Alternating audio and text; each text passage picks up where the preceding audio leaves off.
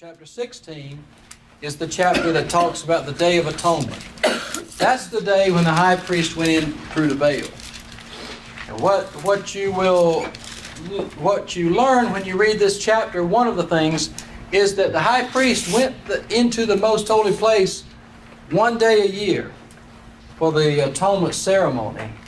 But on that day, he went in twice. First time's in verse 11, second time, verse 15, because he had to sprinkle the blood on the mercy seat twice.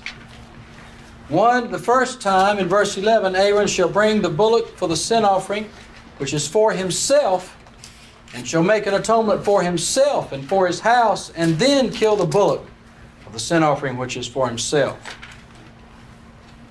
So the first time he went in here, he had to make sure he was covered. Then he went back outside and started the ceremony for the people. And in verse 15, he killed the goat for the sin offering that is for the people and brought his blood within the veil, sprinkled it on the mercy seat. Verse 29, and this shall be a statute forever unto you, that in the 7th month, on the 10th day of the month, you shall afflict all your souls. 7th month, 10th day, Day of Atonement. No work. No stranger among you shall work. Verse 30, for on that day shall the priest make an atonement for you to cleanse you, that ye may be clean from all your sins before the Lord. It shall be a Sabbath of rest unto you, and ye shall afflict your souls by a statute forever. Chapter 17 has a lot of interesting information in it, so we read that. And the Lord spoke to Moses, saying, speak unto Aaron, and unto his sons, and unto all the children of Israel, saying to them, this is the thing which the Lord has commanded, saying, what man soever there be of the house of Israel that killeth an ox, a lamb, or goat in the camp, or that killeth it outside the camp, and bringeth it not unto the door of the congregation, to offer an offering unto the Lord before the tabernacle of the Lord, blood shall be like murder. He's not talking about killing an animal just for the family to have a regular meal. He's talking about killing it for a sacrifice. You can't sacrifice it without taking it to where God is. He shall be cut off from among his people, same as murder. See in verse 5, to the end that the children of Israel may bring their sacrifices to the Lord. Verse 7, they do what God says do, the way God says it, so that they no more offer their sacrifices unto devils. This is pretty consistent all the way through to the New Testament. Sacrifices and offerings made any other way than what's here in the book of Leviticus are not made to God. They're made to devils, no matter what men say about it. You remember Aaron, when they built the golden calf, said it was a feast unto Jehovah. That didn't make it a feast unto Jehovah. These rules make it a feast unto Jehovah. Verse 8, chapter 17, thou shalt say unto them, whatsoever man there be of the house of Israel or of the strangers which sojourn among you, that offereth a burnt offering or sacrifice, and bringeth it not unto the door of the tabernacle of the congregation, to offer it unto Jehovah, even that man shall be cut off from among his people. And whatsoever man there be of the house of Israel, or of the strangers that sojourn among you. You mean God's going to make the strange, the foreigners that are living in this land, live according to His law? Yes. His law is for this land. That's right. You don't want to live according to His law, you get out of Canaan. That's right. Because the law of God is the law of Canaan's land. That's right. Any of them that eateth any manner of blood, I will even set my face against that soul that eateth blood, and will cut him off from among his people. For the life of the flesh is in the blood. I have given it to you upon the altar to make an atonement for your souls. For it is the blood that maketh an atonement for the soul. Amen. Wasn't the meat, it was the blood. Therefore I said unto the children of Israel, no soul of you shall eat blood, neither shall any stranger that sojourneth among you eat blood. The part that made an atonement for sin, the priest and the worshiper could not have any of it. Could not partake of.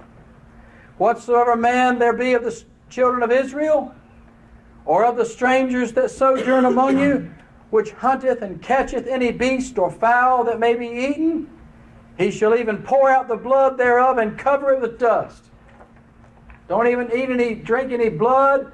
If you're out hunting and you're going to have to cook some meat out there, you're out in the wilderness for days at a time, get rid of the blood even there. For it is the life of all flesh. The blood of it is for the life thereof. Therefore I said unto the children of Israel, you shall eat the blood of no manner of flesh, for the life of all flesh is the blood thereof. Whosoever eateth it shall be cut off. And every soul that eateth that which died of itself, or that which was torn of beast, whether it be one of your own country or a stranger, he shall both wash his clothes, bathe himself in water, be unclean until the evening. Then he shall be clean. And if we wash them not, nor bathe his flesh, he shall bear his iniquity. He may be cut off. Chapter 18. The Lord spoke unto Moses and said, Speak unto the children of Israel, and say unto them, I am the Lord your God. After the doings of the land of Egypt, wherein ye dwelt, shall ye not do. And after the doings of the land of Canaan, whither I bring you, ye shall not do. Neither shall ye walk in their ordinances. You shall do my judgments, and keep my ordinances, to walk therein. I am the Lord your God. You shall therefore keep my statutes and my judgments, which if a man do, he shall live in them. I am the Lord. Now he begins to deal with the issues of incest. And he tells us near the end of this section that the Canaanites were committing all these crimes. This was the way they normally lived now in the land of Canaan. You remember when Abraham finally was told by God that he would not be given the land of Canaan, but his descendants would. He said, and he told him it would be hundreds of years down the line. God said, for the sin of the Amorites, that's Canaanites, is not yet full. Now the sin of the Canaanites is full, and every sin in here, every immorality that God commands his people not to do, the Canaanites are doing now. Here's some of them. The nakedness of your father, or the nakedness of your mother, you shall not uncover. That is to have sexual relationship with. She is thy mother. You shall not uncover her nakedness. The Canaanites were doing that. God says so later, in this chapter or the next. The nakedness of thy father's wife you shall not uncover. It is thy father's nakedness. The nakedness of your sister, the daughter of your father, or the daughter of your mother, whether she be born at home or abroad, even their nakedness you cannot marry your father's daughter, even if the mother is different. What about Abraham and Sarah? See, the rules are different now. There are enough people that belong to God that God's people could choose from. They didn't have to do that. Abraham had to do it if he was going to marry somebody whose heart was with God. Now, you got a country, you got a nation. So God's expanding the borders. Verse 12. Thou shalt not uncover the nakedness of thy father's sister, your aunt. You know, Moses, let's look at Exodus 6:20 and see who did that. This is in the genealogy of Moses and Aaron. Exodus 6:20. Oh, Amram and Jochebed, Moses' parents. His father married his aunt. Moses was the result of that. God says, now don't do that. It's not allowed anymore. I think it goes down to it's either second or third cousins before you can start marrying in Israel. can't remember now. So we see where that is. It's in this chapter. Your father's brother, your mother's sister, your daughter-in-law, verse 16, your brother's wife. That's while he's living, of course. You're not his near kinsman. The nakedness of a woman and her daughter. Can't take a mother and daughter for yourself. Your wife's sister, verse 18, can't do that. Verse 19, you should not approach unto a woman to uncover her nakedness as long as she's put apart for uncleanness. That's that monthly cycle kind of thing. These are moral commandments. They're still in effect. You shall not lie carnally with thy neighbor's wife to defile her. You shall not let any of your children pass through the fire to Molech. You're not going to burn any of your children up. Neither shall you profane the name of thy God. I am the Lord. These are the things that the Egyptians were doing. These are the things that the Canaanites were doing. You shall not lie with mankind as with womankind. It is an abomination. You shall not lie with any beast to defile thyself, or man or woman. Verse 24, defile not ye yourselves in any of these things, for in all these the nations are defiled, which I cast out before you. And the land is defiled. Therefore I do visit the iniquity thereof upon it, and the land itself vomiteth out her inhabitants. You shall therefore keep my statutes and my judgments, and shall not commit any of these abominations, neither any of your own nation, nor any stranger living in your land. For all these abominations have the men of the land done which were before you, and the land is defiled, that the land spew not you out also, when ye defile it as it was spewed out, as it spewed out the nations that were before you. For whosoever shall commit any of these abominations, even the souls that commit them shall be cut off from among their people.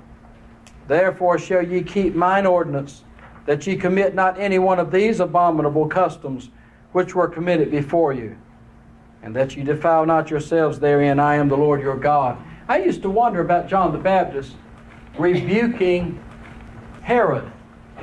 Actually, Herod Jr. Herod the Great was dead.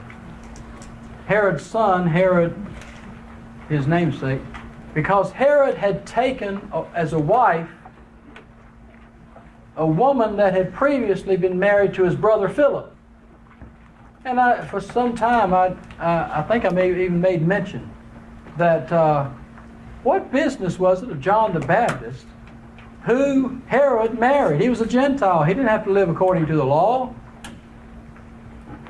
But then I began to realize that that law was for this land. And Herod was living in this land. And God said, both you and the foreigners in this land are going to be held accountable to that law. So I guess John had it right to start with.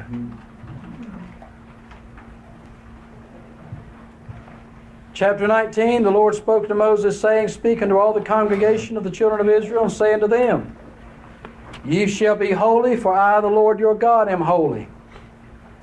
Ye shall fear every man his mother and father, that's respect them, and keep my Sabbaths. I am the Lord your God. Turn ye not unto idols, nor make to yourselves molten gods. I am the Lord your God. If ye offer a sacrifice of peace offerings unto the Lord, you shall offer it at your own will. It shall be eaten the same day ye offer it. That's that free will offering. It's just your choice. And on the morrow, you can eat whatever's left over. If any remains the third day, burn it in the fire. You eat it on the third day, it's abominable, shall not be accepted, and you're going to be cut off if you eat it then. Verse 9. When you reap the harvest of your land, you shall not reap the corners. I like this. This is how good God is. Here's a cornfield. He says, okay, you got all these crops here growing. When you go and reap your harvest, I want you to kind of cut the corners off. Why wouldn't God want you to reap the corn? I mean, you sowed the seed. For the sojourner. Oh, well, for the poor, That's right. for the widows. Now, a sojourner could be richer than you are. Can't just say that. Neither shall, in verse 10, neither shall you glean the vineyard, neither shall you gather every grape of the vine. Leave them for the poor, stranger. That's a sojourner, stranger, foreigner. That's why I said If they're poor. I am the Lord your God. Ye shall not steal, neither deal falsely, neither lie one to another. Do not swear falsely by my name, neither shall you profane the name of thy God. I am the Lord. Thou shalt not defraud thy neighbor, neither rob him. The wages of him that is hired shall not abide with thee all night until the next day. That's right. Pay him when it's due. Thou shalt not curse the deaf. Why? They can't hear you. My father told me about a man in the post office with his son, little boy. And the little boy said, "Can I have $1?" And the old man said, "What?" He was kind of old, maybe his grandfather. "What?" He said, "Can I have some money?" "What?" "Can I have $1? Go over to the store?" "What?" The little boy said, "Stupid old man." He said, "I'm going to whip you when you get home."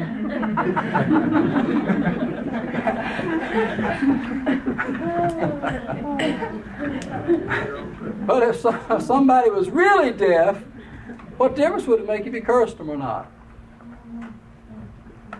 Well, what difference would it make? It's a matter of the heart. Well, it would make a big difference to you. Yeah. It would affect your spirit and others who are watching. It would increase the level of cruelty and kindness and disrespect in a culture among God's people. It wouldn't hurt the deaf man. He wouldn't know anything about it.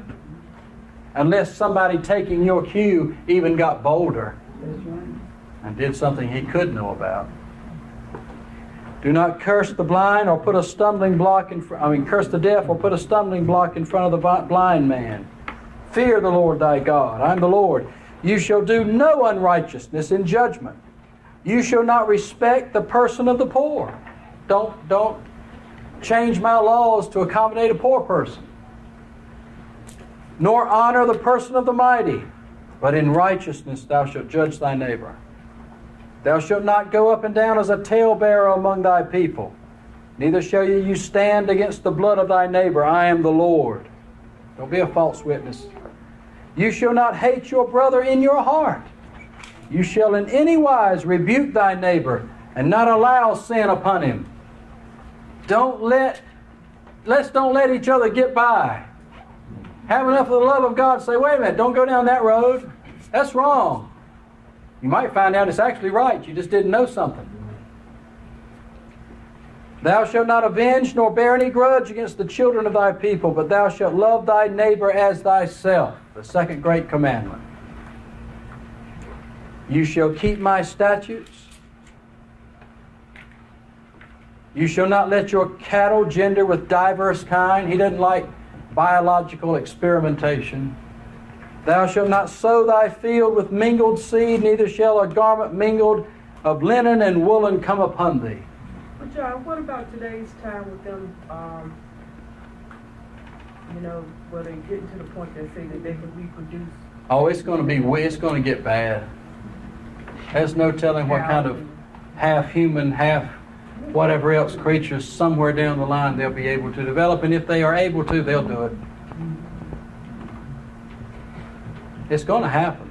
The book of Revelation describes a lot of it.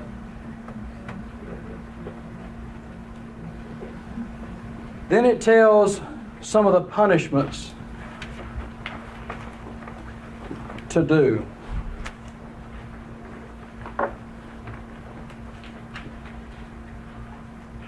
For disobeying a moral commandment.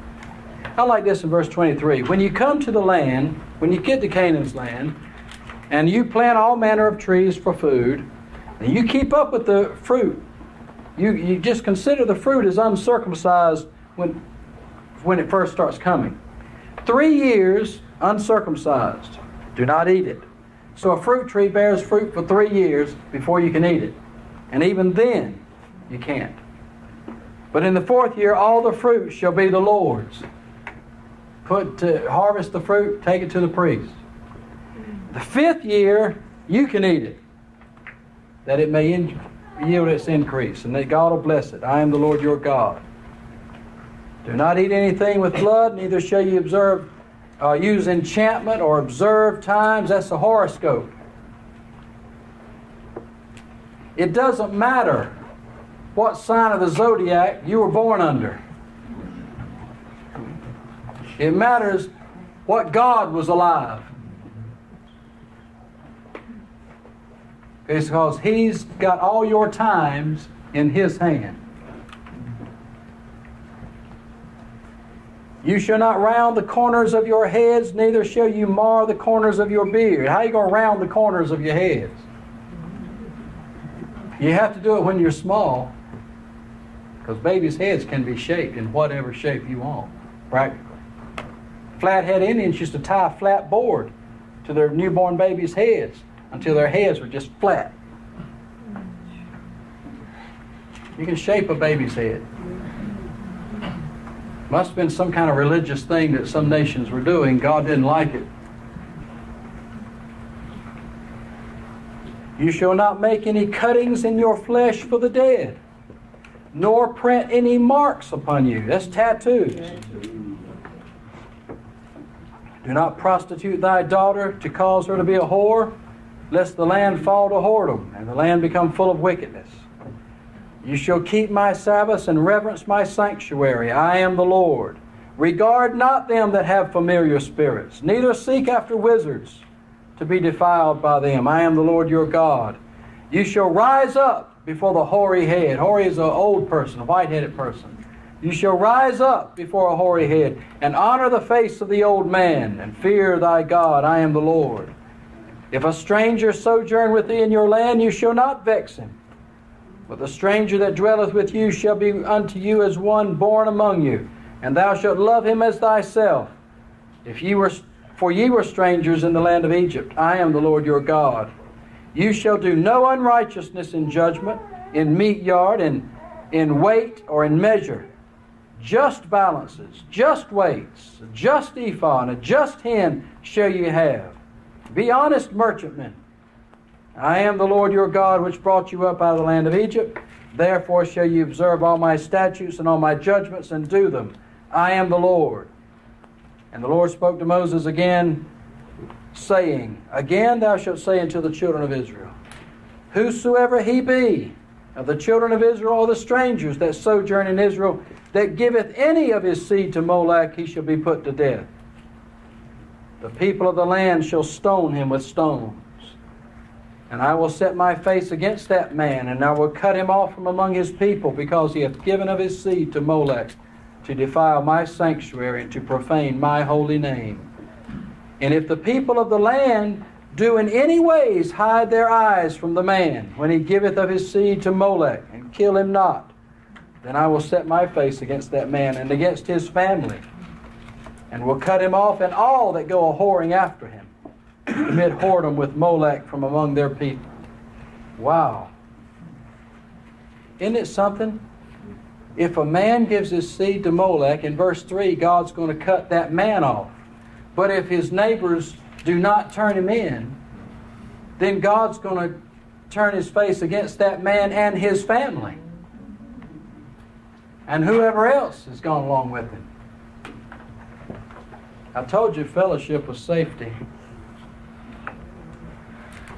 Verses 10 through 21 are judgments for the judges to carry out, civil commandments, if they break some of the earlier moral commandments he told them about. So we can start in verse 22. You shall therefore keep all my statutes and judgments, and do them, that the land where I bring you to dwell therein spew you not out.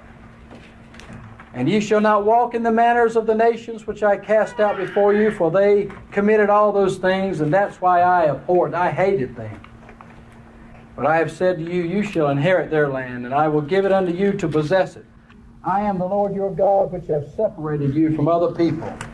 You shall therefore put a difference between clean beast and unclean, between unclean fowls and clean. You shall not make your souls abominable by beast or fowl or by any manner of living thing that creepeth on the ground. which I have separated you from you as unclean. You shall be holy unto me, for I the Lord am holy, and have severed you from other people, that ye should be mine.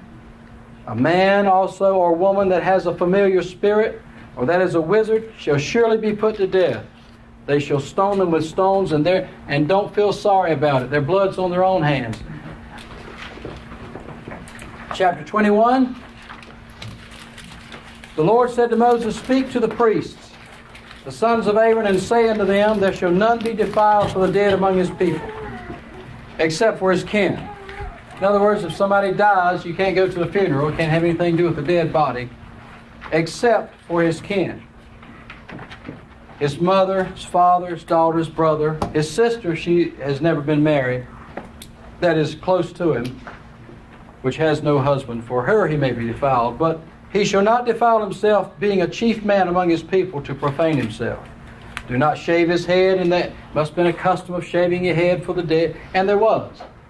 Shaving your head to show as a sign of grief. Neither shall they shave off the corner of their beards, or make any cuttings in their flesh. They shall be holy unto their God, not profane the name of their God. For the offerings of the Lord made by fire, and the bread of their God they do offer. Therefore they shall be holy. They shall not take a wife that is a whore, or profane, neither shall they take a woman put away from her husband, for he is holy unto his God. I guess a widow would be okay for a regular priest.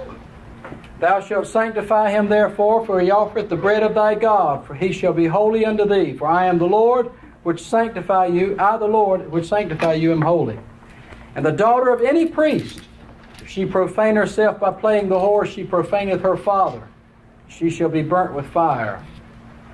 Now he that is the high priest among his brethren, upon whose head an anointing oil was poured, the anointing oil was poured, and that is consecrated to put on the garments, shall not uncover his head, nor rend his clothes, neither shall he go into any dead body, nor defile himself for his father, mother, or anybody else. The high priest was on duty all the time. The other priests could be defiled for the closest of kin, but not the high priest. Neither shall he go out of the sanctuary, nor profane the sanctuary of his God, for the crown of the anointing oil of his God is upon him. I am the Lord. He shall take a wife in her virginity, a widow, divorced, profane, harlot, they shall not take, but he shall take a virgin of his own people to wife. Neither shall he profane his seed among his people. I, the Lord, do sanctify him.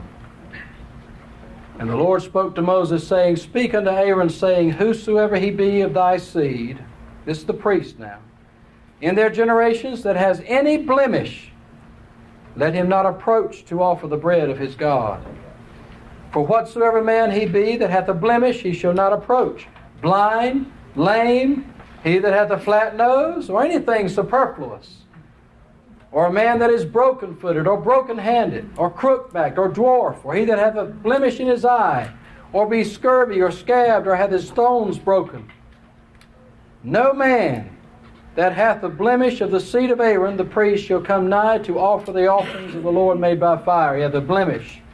He shall not come nigh to offer the bread of his God. He shall eat the bread of his God. They can share it, because that's where the priests got their food from, both of the most holy and the holy. Only he shall not go in unto the veil, nor come nigh unto the altar, because he hath a blemish, that he profane not my sanctuaries. For I, the Lord, do sanctify them. And Moses told Aaron and his sons and all the children of Israel. Laws concerning the priest and their cleanness or uncleanness continue here. Maybe some various other things. Free will offering, peace offering, a little bit about that. I thought it was interesting that in this peace offering in verses 17 through 23, that you could offer an animal here. Verse 22, blind, broken, maimed, or wart, that's what a wen is, scurvy, scabbed. You shall not offer these unto the Lord, nor make an offering by fire of them unto the altar, upon the altar of the Lord. But look at this. But either a bullock or a lamb that has something extra, or something lacking in its parts, you can offer that for a free will offering. I told you the rules were a little slack there with free will offerings. What verse are you in? Verse 23 of chapter 22. Okay. Any superfluous extra parts, or if an animal has an extra leg, you can offer it as a free will offering. If it's missing an ear, you can offer it as a free will offering. If it's for thanksgiving only, you can't be used for making a vow to the Lord. End of verse 23. You shall not offer unto the Lord that which is bruised or crushed or broken or cut, neither shall you make any offering thereof in your land. Brother Jimmy reminded me of Malachi talking about offering to God blemished things. They were bringing God all the trash from the herds at that time. And God, through Malachi, said, I tell you what, go take one of those animals and offer it to the governor of the land and see if he'll take it. They had forgotten the law of God by that time. Neither from a stranger's hand shall you offer the bread of your God of any of these, because their corruption is in them and blemishes be in them. They shall not be accepted for you. The Lord spoke to Moses, saying, when a bullock or a sheep or a goat is brought forth, then it shall be 7 days under the dam, 7 days nursing its mother. From the 8th day on, you can sacrifice an animal. The youngest that an animal can be sacrificed is 8 days old. And whether it be a cow or a ewe, you cannot kill it and its mother the same day. That's a good law. You know what would happen if God didn't tell them to do that. Now, chapter 23. Let me hand this out. Most of the time when people mention the Sabbath, they refer to the 7th day. That was the most popular one, most famous one, but it was by no means the only Sabbath day. Number 1, the first Sabbath in the law of Moses is the Sabbath day that was every 7th day. The 7th day of the week, which was in the Old Covenant on Saturday, on our Saturday, not Sunday.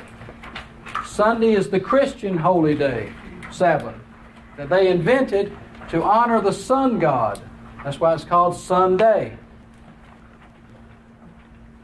Number 2, the second Sabbath is the first month and the 14th day, the day of Passover. That was a Sabbath day. The third is the 15th day of the first month. And the fourth is the 21st day of the first month, which is the last day of the Feast of Unleavened Bread. First and last days of the Feast of Unleavened Bread. Number 5, 50 days after number 2, up above, it's called the first fruits, or in the New Testament, Pentecost. That was a Sabbath day. Number 6, the 7th month, which was the holy month, you know. So much going on then. 7th month, first day, the blowing of trumpets. That was a Sabbath day. The 10th day of that month, the Day of Atonement, where the priest went into the most holy room. That was a Sabbath day.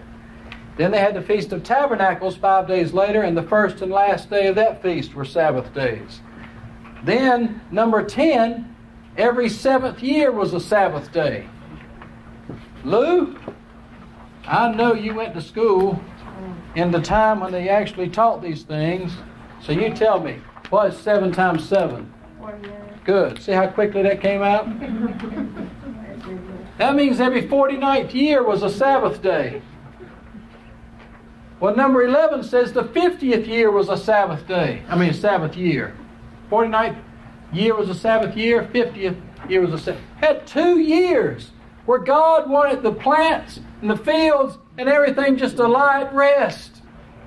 Now, is God a slave driver? I wouldn't think so. He told them, I'll make it produce so much the 48th year, you don't have to worry about it, and don't worry about foreigners attacking when I tell you to come to me and meet me at my altar. So I'll make it produce so much the 48th year that this will be taken care of. You'll be all right till you get going again. Now let's look at the next page. These are acts that were specifically forbidden on the Sabbath. First, any servile work, anything that would qualify as just work. What you basically just call work. Number 2, cooking, gathering food, and trips outside the home. Let's read that scripture in Exodus 16.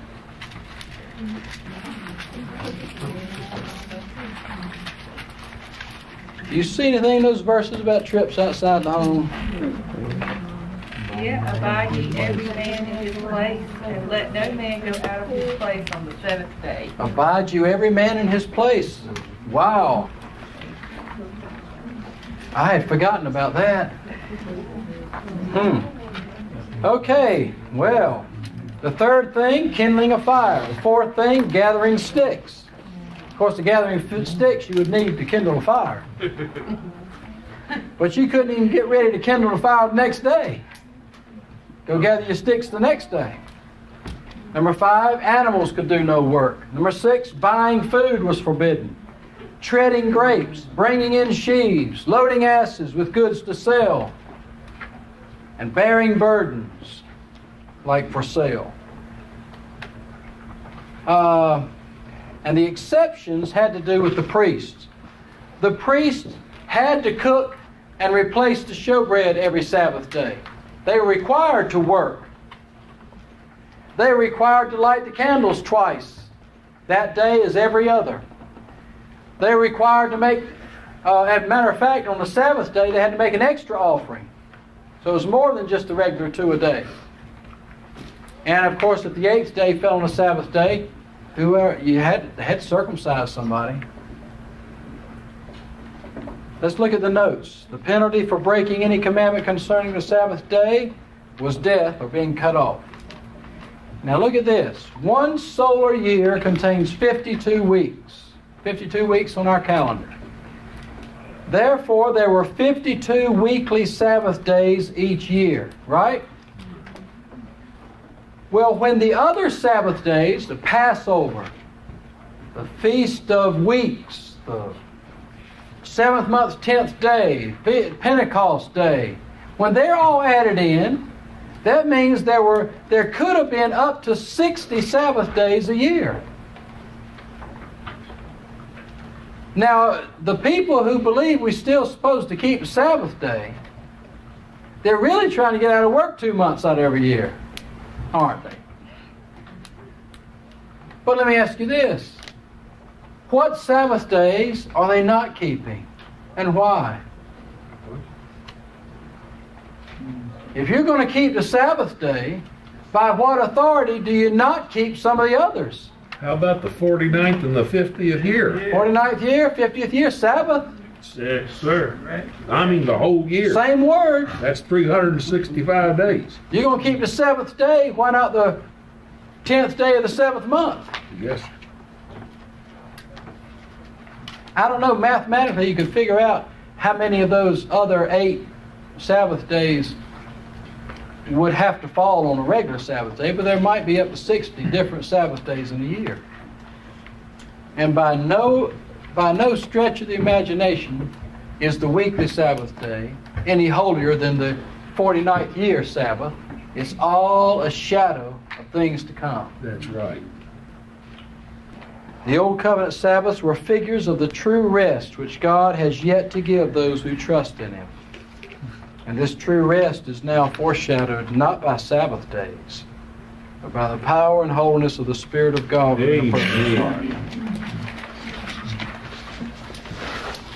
Chapter 24 tells about the candlesticks and the showbread, 12 cakes, verse 5, for the showbread. Verse 8, every Sabbath day set them in order. In verse 9, Aaron and his sons shall eat the old. Had to eat 7-day-old bread every week. But it was in the presence of God. I don't think it had mold on it.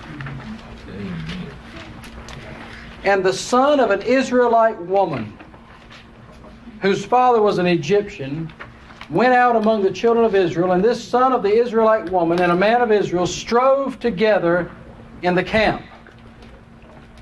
And the Israelite woman's son blasphemed the name of the Lord. Now that's the closest thing to what people call taking the name of the Lord in vain that there is in the Bible. And he cursed. Well, somebody thought that that ought to be a crime, so they arrested him and took him to Moses.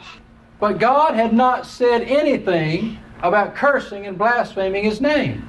There's no law. If taking the name of the Lord in vain meant saying something like that and blaspheming the name of God, they would have known what to do with him. But that's not what it meant. This was a new thing. So they brought him to Moses, and they put him in prison until Moses went inside here and asked God, what do we do in this case? Here's an Israelite woman's son who said such and such and such and such, blasphemed your name, cursed. What's the rule for that? You want us to beat him with rods or kick him out of the camp, or what do you want us to do?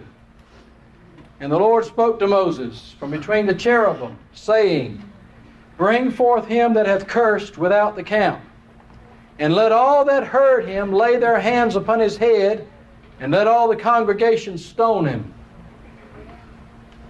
And thou shalt speak unto the children of Israel, saying, whosoever curseth his God shall bear his sin. Now God said in Exodus, if whoever curses his father and mother, he's got to be put to death. Surely, if they cursed the God of Israel, the same punishment would apply. And he that blasphemeth the name of the Lord, he shall surely be put to death, and all the congregation shall surely stone him, as well the stranger as he that is born of the land. When he blasphemeth the name of the Lord, shall be put to death. And he that killeth any man shall surely be put to death. He that killeth a beast shall make it good, beast for beast.